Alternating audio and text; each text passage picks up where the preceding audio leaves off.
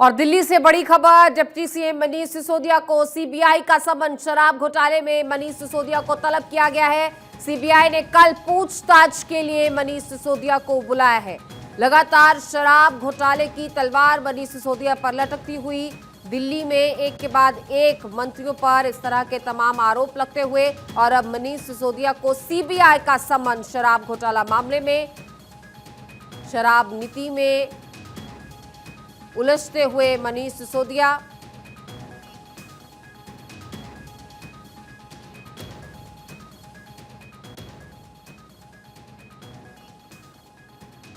इसी खबर पर हमारे सहयोगी गणेश पाठक जुड़ चुके हैं, ज्यादा जानकारी देंगे। सीबीआई ने कल पूछताछ के लिए बुलाया है मनीष सिसोदिया को। गणेश, क्या कुछ और अहम जानकारी? देखिए, जिस तरीके से जानकारी मिल रही है, दिल्ली के उप मुख्यमंत्री मनीष सिसोदिया को कथित आबकारी घोटाले को लेकर सीबीआई ने पूछताछ के लिए बुलाया है। इसी पूरे मामले को लेकर दिल्ली के उप मुख्यमंत्री मनीष सिसोदिया ने ट्वीट किया है। उन्होंने कहा कि पिछले दिनों जिस तरीके से सीबीआई की जो कार्रवाई, उनके घर पर जो जांच चली थी, उन्होंने कहा था रेड के दौरान 14 घंटे की रेड हुई थी, उस दौरान कुछ भी नहीं मिला था। सीबीआई ने मेरे लॉकर को भी खंगाला, उसमें भी कुछ नहीं मिला, लेकिन कुछ नहीं मिला। फिर इन्होंने मुझे समन किया, सीबीआई मुख्यालय पर 11 बजे बुलाया। मैं जाऊंगा और पूरी तरीके से सहयोग करूंगा। आपको पिछले दिनों की बात याद दिलाना चाहूंगा। दिल्ली के मुख्यमंत्री अरविंद केजरीवाल ने कहा था, जिस तरीके से जो भी जांच करना, कोई भी जांच कर ले कथित आबकारी नीति को, हम पूरी तरीके से तैयार है। लेकिन ये जो जांच है, पूरी तरीके से जो दिल्ली के मुख्यमंत्री अरविंद केजरीवाल, उन्होंने कहा ये जांच आबकारी नीति को लेकर नहीं है, ये जांच है जिस तरीके से आम आदमी पार्टी का जो कद बढ़ रहा है, जिस तरीके से गुजरात के अंदर जो चुनाव है, आम आदमी पार्टी को जिस तरीके से जनता का समर्थन मिल रहा है, ये पूरी तरीके से उससे घबराए हुए। इन्हें आबकारी नीति से को गुजरात में जन समर्थन मिल रहा है, ये उसी चीज का डर है। हम पूरी तरीके से हर प्रकार के जांच को लेकर तैयार हैं। जी बिल्कुल, जाहिर तौर पर अब कई अहम सवाल हैं ऐसे जो सीबीआई कल पूछेगी। सवालों की फहरिस्त क्या रहेगी, कौन कौन से सवाल होंगे और क्या यह भंवरजाल होगा? गणेश, देखिए, अब इसमें पूरी मामले को हमें समझने की जरूरत है। पिछले दिनों ईडी की कार्रवाई और सीबीआई के रडार पे, यानी दोनों एजेंसी, जो केंद्रीय जांच एजेंसी है, दोनों इस कथित आबकारी घोटाले को लेकर अपनी तरफ से काम कर रही है। अभी फिलहाल की अगर हम बात करें तो इस मामले को लेकर 3 लोगों की फिलहाल जांच चली रही है।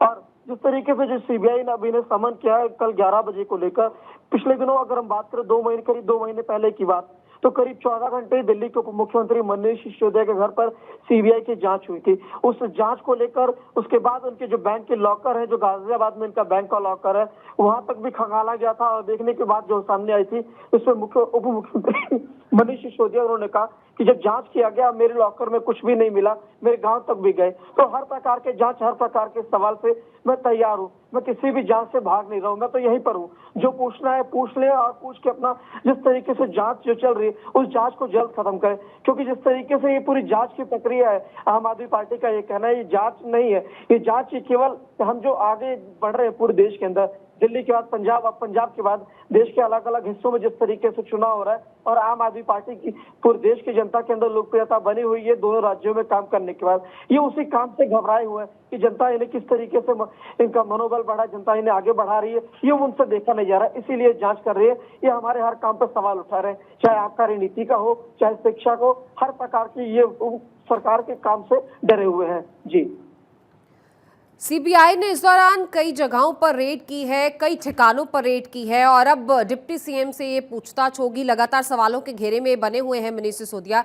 इन ठिकानों पर छापेमारी के बाद क्या कुछ अहम सीबीआई के हाथ लगा है जिसके आधार पर भी सवाल जवाब किए जाएंगे कल?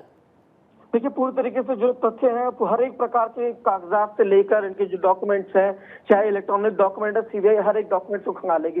लेकिन जिस तरीके से जो दोनों केंद्रीय जांच एजेंसी है, ईडी और सीबीआई, जिस तरीके से इस कथित आबकारी घोटाले के मामले में कार्रवाई कर रही है, पूरी तरीके से छानबीन चल रही है। पिछले करीब 3-4 महीने से पूरी ये छानबीन चल रही है। और देखने वाली बात होगी कि किस तरीके से जो कल सीबीआई ने इन्हें उप मुख्यमंत्री मनीष सिसोदिया को समन किया है, उस जांच के दौरान क्या कुछ सवालात होते हैं, कितनी देर तक पूरी जांच चलती है। क्योंकि पिछले दिनों जब दिल्ली के उप मुख्यमंत्री मनीष सिसोदिया घर सीबीआई पहुंची थी, तो करीब 14 घंटे की पूरी जांच चली थी और उसके बाद सीबीआई इनके लॉकर को भी खंगाली थी। अब बुलाया गया है, तो इस जांच में अंदर क्या कुछ होता है, क्या सवाल होते हैं, क्या सीबीआई के हाथ कोई कागज लगा है, किस तरीके से सवालात होते हैं, ये कल देखने वाली बात होगी। जी देखिए गणेश, मनीष सिसोदिया ने साफ कर दिया है कि वे इस जांच में सहयोग देंगे, वे पूछताछ में सहयोग देंगे, सवालों के जवाब देंगे, लेकिन साथ ही तंज भी कस दिया है कि पहले भी 14 घंटे तक मेरे घर पर रेड की गई पर कुछ नहीं मिला।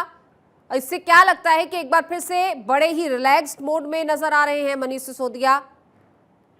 देखिए, जिस तरीके से अगर मैं पिछले दिनों की रेड की अगर इनके घर की बात करूं तो उस दौरान पूरी तरीके से ये होता ना कि अगर कोई जांच एजेंसी आपके घर पे आ जाए तो आप तनाव दिखता है चेहरे पे, पसीना छूटने लगता है, ऐसा कुछ भी नहीं। तो पूरी तरीके से जिस तरीके से आम दिनों में वो रहते हैं उसी तरीके से हाव भाव उनके चेहरे पे था। करीब 14 घंटे की जिस तरीके से जो लंबी मैराथन पूछताछ चली, जांच चली, उसके बाद कोई तखान नहीं, कुछ भी नहीं। तो उसी तरीके से उन्होंने एक ट्वीट किया है, जिस तरीके से जो उनके पास कागजात पहुंचे, उन्होंने कहा कि मेरे घर पे जिस तरीके से 14 घंटे की जो रेड कार्रवाई चली थी कुछ नहीं मिला, मेरे लॉकर को भी तलाश लिया उसमें भी कुछ नहीं मिला, गांव तक गए। अब इन्होंने मुझे कल सीबीआई बुलाया है, मैं जाऊंगा, पूरा सहयोग करूंगा, सत्यमेव जयते। यानी जिस तरीके से जो पूरी बातें उन्होंने पहले कही थी कि जो जांच करना है जांच कर ले, मैं सत्य हूं, मैं सही हूं, मुझे किसी बात का कोई डर नहीं है, जो भी कुछ होगा सामने आएगा। जी बिल्कुल, जाहिर तौर पर गणेश आश्वस्त जरूर नजर आ रहे हैं, निश्चिंत भी नजर आ रहे हैं, रिलैक्स्ड भी नजर आ रहे हैं, लेकिन कहीं ना कहीं ये भी साफ है कि मुश्किलें भी कम होती दिखाई नहीं दे रही। देखिए, मुश्किलें तो बात आप सही कह रहे हैं, मुश्किलें कम नहीं होती दिखाई देती। जिस तरीके से आबकारी नीति घोटाले में जो लोग जुड़े थे, चाहे जो कंपनियां जुड़ी थी, सभी इस दोनों केंद्रीय जांच एजेंसी के रडार पे हैं। फिलहाल अगर हम बात करें तो 3 लोग इस तरीके से जांच एजेंसी के रडार पे चल ही रहे हैं, जांच हो रही है इनसे और पूछताछ भी लगातार चल रही है। और अब चौथा जिस तरीके से दिल्ली के उप मुख्यमंत्री मनीष सिसोदिया। और फिलहाल जब देखने वाली बात होगी, जिस तरीके से जब कल वो 11 बजे जाते हैं सीबीआई मुख्यालय पे, तो किस तरीके से सवाल जवाब होते हैं और क्या सीबीआई के हाथ में कुछ ऐसा दस्तावेज हाथ लगा या क्या कुछ है, वो कल होने वाली पूछताछ के अंदर ही वहां पर ही पता चलता है। जिस पार्टी के अलग अलग नेताओं से जो फिलहाल जो बात हुई है, हमारी जो उनसे बात चली है, तो उनका एक ही बात कहना है फिलहाल कि जो गुजरात के अंदर जिस तरीके से आम आदमी पार्टी का जो कद बढ़ रहा है, वहां पर जन समर्थन मिल रहा है, बीजेपी आम आदमी पार्टी के गुजरात के अंदर बढ़ते जन समर्थन से पूरी तरीके से घबराई हुई। यहाँ पर एक और बात आपको मैं बताना चाहूंगा, आम आदमी पार्टी पूरी तरीके से अपने नेता का यहाँ पर साथ खड़े हुए दिखाई दे रही है और उनका कहना है कि हम जांच से भाग नहीं रहे, जो भी जांच करना है, जितनी देर की जांच करना है, जिस प्रकार की जांच करना है, हम हर प्रकार के जांच के लिए तैयार हैं। जी बिल्कुल, बहुत शुक्रिया गणेश, आप नजर बनाए रखेगा, अपडेट्स आपसे लेते रहेंगे, पर फिलहाल इस जानकारी के लिए आपका बहुत बहुत धन्यवाद।